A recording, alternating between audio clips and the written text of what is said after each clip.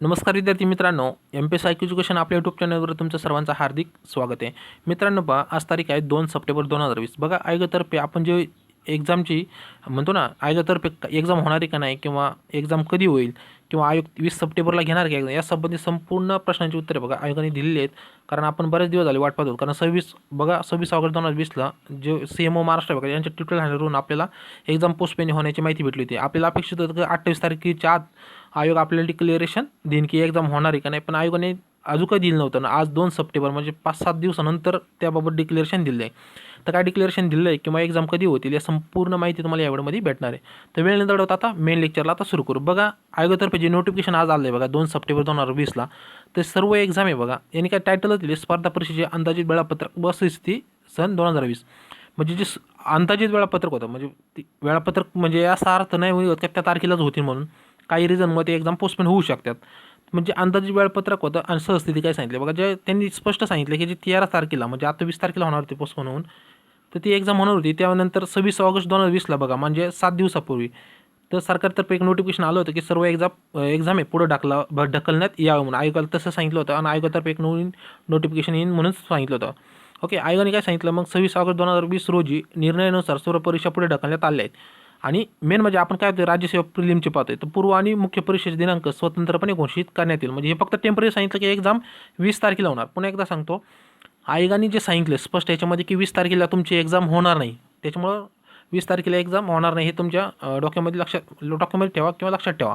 Okay, तर आता या पुढचं एक सेंटेन्स आहे बघा, पूर्व आणि मुख्य परीक्षेचे दिनांक स्वतंत्रपणे घोषित करण्यात येईल. म्हणजे जे पूर्व असो किंवा मेन्स एक्झाम आहे, जे राज्यसेवा प्रिलिम म्हणतो आपण, ओके, त्यासंबंधी नवीन वेळापत्रक किंवा नवीन तारखा डिक्लेअर लवकरच करण्यात येईल सांगितलं आहे. ओके, त्यासंबंधी एक नवीन नोटिफिकेशन आयोगातर्फे येईल. ओके, लक्षात ठेवा, फक्त 20 तारखेला होणार नाही, त्या जे पुढच्या महिन्यात होईल किंवा त्याच्या पुढच्या महिन्यात होईल. येणाऱ्या 2 किंवा 1 किंवा 2-3 महिन्याच्या काळामध्ये एक्झाम होणार, त्यासंबंधी तारखा आयोग लवकर डिक्लेअर करेल. आणि एक्झाम ह्या वर्षी होणार आहेत. ओके, आयोगाने असं नाही सांगितलं की ह्या वर्षी एक्झाम पोस्टपोन होतील किंवा पुढल्या वर्षी एक्झाम होणार आहे. त्यांनी असं नाही सांगितलं, फक्त नवीन तारखा लवकरच डिक्लेअर करण्यात येईल हे सांगितलं.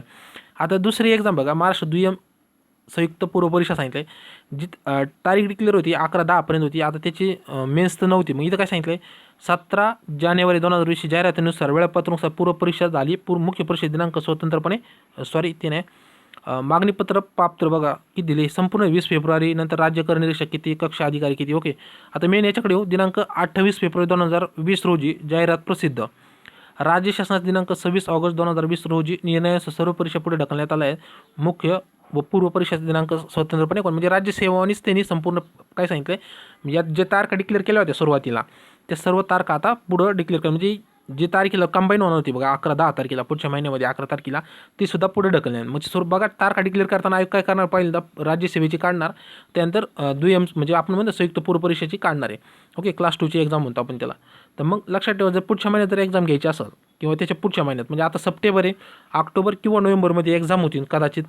आणि दिवाळीचं नाही सांगता यायचं की दिवाळीच्या आधी होईल. बरेच विद्यार्थी बघा चालले होते इंटरनेटवर किंवा यूट्यूबवर की दिवाळीच्या आधी एक्झाम होणार आहे का. दिवाळीच्या आधी एक्झाम काय सांगता येत नाही.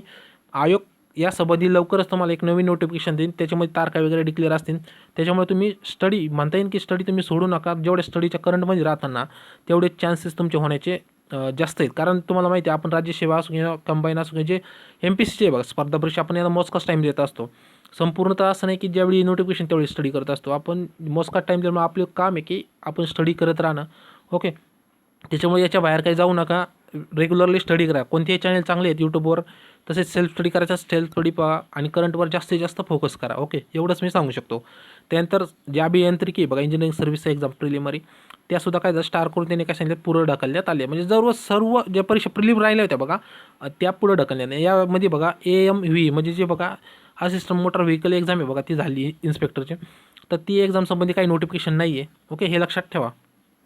ओके, त्यानंतर पुढं बघू, आता डिटेलमध्ये दिलं आहे, तर तुम्हाला जर वाचायचं असेल निवांतमध्ये वाचा. ओके, आता राहिला प्रश्न, आयोग नवीन अपडेट कधी येईल. तर बघा, नवीन अपडेट आपल्याला लवकरच भेटन.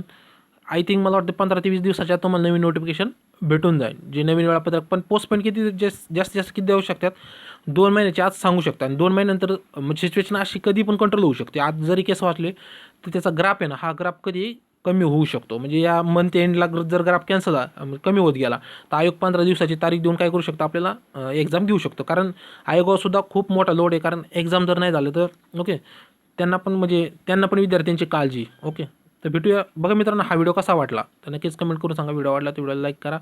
चॅनलला अजून सबस्क्राईब केलं नसेल तर नक्कीच सबस्क्राईब करा आणि अभ्यास करत राहा. मेन म्हणजे भेटूया पुढच्या व्हिडिओमध्ये. तोपर्यंत सर्वांना जय हिंद, जय महाराष्ट्र.